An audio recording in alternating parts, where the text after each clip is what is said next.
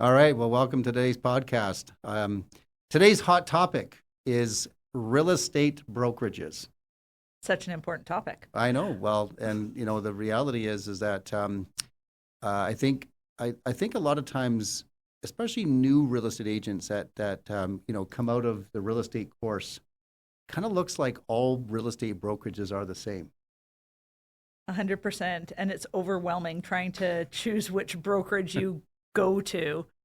And everyone just says, you should go in and check out a couple of brokerages and you need to interview your brokerage. But it's really hard to know what you should interview about or what you should ask about because you've just been taught how to stay out of jail by RICA and you don't actually know how to real estate. Yeah, it's true. You come out of the course, you've passed the course, you're excited, and there's really not a lot of information on what you should even look for a brokerage. And we're going to clear that up for you in this podcast today. So, there's a lot of choice when it comes to brokerages, and there's a lot of different models when it comes to brokerages. Little history for you. When I started my brokerage in 2008, I was told by many to just be a discount brokerage. And they said, you know why? Because they said real estate agents don't want to pay fees to their brokerage. So you should just be a discount brokerage. And but I looked at that model and I thought, well, that would mean we would bring in a lot of people probably that would come to us just the fact that we were low fees. But probably because it's low fees, wouldn't really be able to give necessarily the support and guidance and training and coaching that a lot of people would expect to have. But you'd have low fees. Low fees are great. But when you actually go somewhere with low fees, you realize that training and mentorship and accessibility, a lot of things matter a lot more than your low fees because if your brokerage isn't paying for them, you are. Right. That's exactly right. If your brokerage isn't paying for them, you are. That's a really good point. So, so interviewing you, Julie Bowser, you've been a realtor now for 5 years. Yes. And coming to Coldwell Banker Mountain Central, this was not your first choice. It was not my first choice of brokerage, no. Right. But you're here. I am now, and this is where I'm staying. But I did start at another brokerage and moved to a different brokerage very quickly after that because it wasn't what I was looking for. And I did spend 3 years at a different brokerage, and I realized that I was missing a lot of things. So I was missing mentorship. I was missing the connection that you get from being in an office and meeting with people, having more time face to face. I really missed having a conveyancing team that was actually accessible to me. The fact that I'd have to make 36 phone calls and send 3 emails to reach anyone in conveyancing was a little bit frustrating. I could see that. So when I decided that I was moving and needing to forward my career and move more so that I could sell more rural real estate, I knew that I needed mentorship. So that was me as a slightly more seasoned agent actually being able to go into brokerages, interview while knowing what I'm looking for instead of a brand new agent who goes in and you have no idea what to ask. I knew what I needed to ask you when I came in this time. Yeah. Just out of curiosity, how would you define mentorship? How would I define mentorship? Yeah. It's about the guidance, the follow through, actually having someone who is available to you when you have questions to be able to show you how to do something or make sure that you fully grasp it instead of giving you, 10 or 20% of the information, leaving it to you to figure it out on your own, but to have someone who you feel is as invested in your career as you are, that wants to see you succeed. That's what I think that mentorship comes down to. Yeah, it's a good definition because when I was defining mentorship, because you hear these words like training, coaching, mentoring, like those words. Buzzwords. They're buzzwords. They just kind of get thrown around all the time, right? Yeah. And I think they just kind of get lumped in all together. So I've more or less defined it from what I would consider to be a good definition of it. So training to me is more like online training or classroom training. You know, you could be watching videos or come to a Zoom or live training. And I started way back in 2008. I might have even pioneered this, by the way, of doing a Zoom call, which I used to use GoToMeeting. No one even's even heard of that now, but it was a Zoom call more or less, but with a live agents as well. So you could physically come to the brokerage and be there and interact with me. But also, if you couldn't physically be there, you could come online. And I've been doing that since 2008. Yeah. And but that's what I call training. All right. But the thing about training is, as good as it is, and we all need it, but it's not like you would go and, if you were like learning how to fly a plane, you wouldn't just take ground school and then, take the keys to the plane and get in and go. 100%. Yeah. A lot of people probably wouldn't come back. But the funny part is, in the real estate industry, that's how a lot of it's done, right? Is just you get your classroom training and then you just go out and you hope that you are successful. And that's difficult. I think that's one of the reasons why we have a lot of agents that struggle. Yeah, most agents don't make it through the first 5 years of real estate. Yes. But I think classroom is just not enough. So then if you look at the word coaching, my definition of coaching would be one-on-one, kind of like we're doing now. 100%. Yeah. Yeah, for sure. Because what happens is, especially, to be honest, even whether you're an experienced agent or you're a new agent, you are going to come across some wild situations out there. Yeah. That's putting it mildly. That's putting it mildly. We're in a business where things change daily. And I've been doing this a long time, but I still see things that you never can imagine would even happen. So, but the interesting thing about it is, I learned a long time ago, if you, as one of my agents, came to me with a question and said, "What about this?" There's a coaching moment there. And you know what happens when you come with a question that's happening and it's happening in real time? It sticks. There's something about it that sticks more. You could talk about it in the classroom, but it won't stick as much as if it's really happening live and then we have a coaching around it. So oftentimes I take like maybe what normally would be a 3 or 4 minute call where I could just answer the question, but we could have a whole coaching moment around that, and it will have a big impact on you and your business. Oh, and you'll remember it forever instead of losing it in 45 seconds. Exactly. So we learned way back when I started my brokerage, we used to have these modules, like big, thick modules that we would give people. Start at the brokerage and say, take these home and then study them. And again, it was so overwhelming. But it actually having coaching moments has proven to be invaluable for your career and being able to learn something that you can now apply and take from it. So I look forward to those coaching moments. The mentoring is more of the one-on-one, what I would call one-on-one. And to this day, I will still jump on a Zoom call with some of my agents that want some help, that actually with a live client, and actually see someone who's done this for a long time be able to go on a call with you and actually watch how I work. Now, everybody works differently, but I know when I was a new agent, the most frustrating thing was I was even on a team.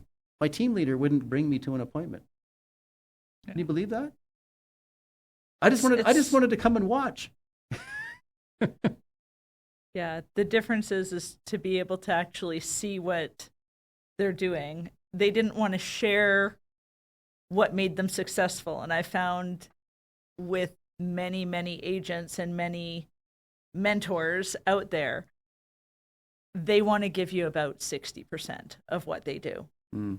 They don't actually, they want you to be successful, but not as successful as them. So they share a lot of information, but they wouldn't want you to go on a meeting, because if you went on the meeting, you would see that other 40%. Right. Whereas getting to actually go out and watch someone, you can see 100% of what they do. So all the trade secrets would be out in the open. 100%. like you're sharing everything. You're at sharing that everything. point. It's true. I never thought of it that way, but that's why they didn't want to, have me come on an appointment. But I personally have never really worried about that. I don't think sharing my trade secrets with any of the agents in our brokerage is a bad thing. If you find success with it, then it's not taking anything away from me. That's for sure. No, it builds the success of the brokerage, and as a brokerage, we're a lot stronger. I mean, a brokerage is kind of your family. That's your work family. As much as we're all single agents, this is a career that's built on connection. Yeah. So we work with each other, even when we're opposing on a deal. You are working for the same thing. You want the best for your clients. You want everything to run smoothly. We need that collaboration. And I think that you bring far more collaboration with your coaching and mentoring style than I see out there a lot. Yeah, thank you. It was by design. So here's a question then, because we've got a lot of cloud-based brokerages now. Yes. Is culture of a brokerage, is it dead, or is culture still important? For me, culture was really important because that is often what it's missing. A lot of the cloud-based brokerages, they aim for culture, and some of them do a really good job. And it's not all about the brokerage specifically, and even in a brokerage, it's never fully about the brokerage. It's about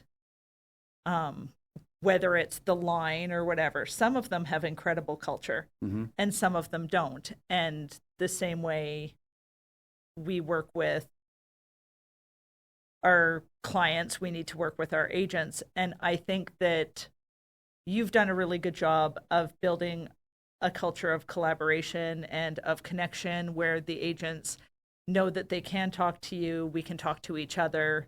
There's a lot more happening. It's a culture that honestly I see very rarely in brokerages, but it was something that was incredibly important to me. So I think that there's a lot of agents out there that are looking for the culture in a brokerage, but just don't know how to find it. Right. Well, and I'm glad that you recognize that, because I guess I'm still going maybe focusing on culture by having events, having that connection. I think it gives us energy. I think out there we deal with a lot of trials and tribulations and difficult people at times. And that connection with the agents within the brokerage, I think is really, I still think it's important. So we're gonna continue on with that, and that's part of our culture. And something that I would like to say to any agent that is looking at a brokerage is really look at whether the broker wants to listen to new ideas, because I'm an idea girl. Yeah. Rob gets to deal with my ideas all the time. Sometimes they're great, sometimes they're not. Sometimes they're being in this room at Creb. But one of the big things that, I love the culture of our brokerage, but I brought forward, hey, Rob, we need to have a golf tournament. Right. And now we have one. And now we have one. So a broker that actually listens to the agents, listens to what we want. Yes, this is going to help build our culture. I'm willing to do it. I could have went to 150 brokers, and I bet maybe 2 would have done it. Yeah. Yeah, I appreciate that. And that's part of the culture. You do have to be willing to listen to the ideas. And if they're good ideas, you go with them. Yeah, you're right. A couple of them you have to scrap them. Yeah. But I've had some pretty bad ideas too over the years. So, but then here's another question. Then, what about brand? It's do you think of real estate like a recognized brand? Is that still important today, or have we moved away from that and it's not that big of a deal anymore? It depends on the market that you're serving. Mm-hmm. So a lot of the main houses in Calgary I bet any brand can sell it. A lot of us market ourselves really strongly. But when you move into rural real estate, luxury real estate, Mm-hmm. people are still looking for brand recognition. They're looking for a brand that they can trust. Mm-hmm. So I think that a lot of real estate brands are not as strongly focused on. Mm-hmm. But when you move into luxury, when you move into commercial, when you're doing property management, things like that, I think that the brand is still incredibly important. Because I noticed, even just recently, we've talked to some people who, signed up on some of the lead generation that we've done. And, and of course, in today's world, we've noticed that the amount of people getting phone calls that are scam calls are like, they've gone up like, I don't know what percentage, but I've noticed since COVID, it's just unbelievable. Yeah, like, I get like 5 a day. Right. Everybody you talk to says, yeah, I get these numbers and they're scam calls. And but I had some feedback recently that said, when I said we were Coldwell Banker, they said, well, I know that name. I said, yes, we're a really recognized brand because we've been around. I mean, our company started in 1906. Can you believe it? Yeah, that's crazy. I know, 1906. So we're the oldest brand and probably the most recognized brand. We're in 47 countries with an excess of 100,000 agents. Definitely larger market share in the U.S. than we have in Canada, but still we're in every province, like every market in all of Canada as well. So it's not just a U.S.-based company too. But I thought it was interesting when I got that feedback, that, well, I know the name, which was, they said was almost a little bit of a relief because nowadays with the scam calls, I think most of us have this heightened sense of skepticism. So if I said, if I'm a real estate agent from ABC Real Estate that you've never heard of before, for the average person, I think that is like, I've never heard of them. Is this for real? So having a recognized brand, I think from that standpoint is still very helpful. And you also bring up a good point because I noticed when I moved from the previous brand that we were at to Coldwell Banker, we weren't in the luxury space either. And when we started to do more luxury real estate, we did find a lot of the people with luxury homes wanted the bigger brand. They felt that there was a bigger market share and an awareness, and they felt, well, if I'm paying relatively the same kind of a fee structure, why not have more exposure to the marketplace with a bigger brand? And our luxury is incredible. Yeah. Yeah. It's the Coldwell Banker Global Luxury is, in the luxury space, is the most recognized brand globally. And it's pretty impressive. I know when I go on the Global Luxury website and show people there's $50 million listings in Beverly Hills, right? There's some crazy houses that I would love to go through on our Global Luxury site for sure. Anyway, well, to wrap up this podcast, Julie, you've been now with our brokerage for how long? 2 years. 2 years, and you're 5 years into the business. Yeah. And I'm happy to hear that you're happy. Yeah, absolutely. Yes. Yeah. So, and coming over to Coldwell Banker, I'm sure we're not perfect. There's always room for improvement, but for the most part, have we been able to meet your expectations? 100%. I think you've exceeded my expectations. Oh, thank goodness. It was a loaded question that you just asked me. I know. But I think that you exceeded my expectations. I've grown so much as an agent since being at Coldwell Banker, and I know that I've, met a tiny, insignificant amount of my potential. Right. And I know that I can see the forecast in the future. I can see myself expanding. I can see what I can do with Coldwell Banker. I'm looking forward to the next 5-10 years. Fantastic. So if you're watching this podcast and you want to get more information about Coldwell Banker, you could call Julie or you could call me. There we go.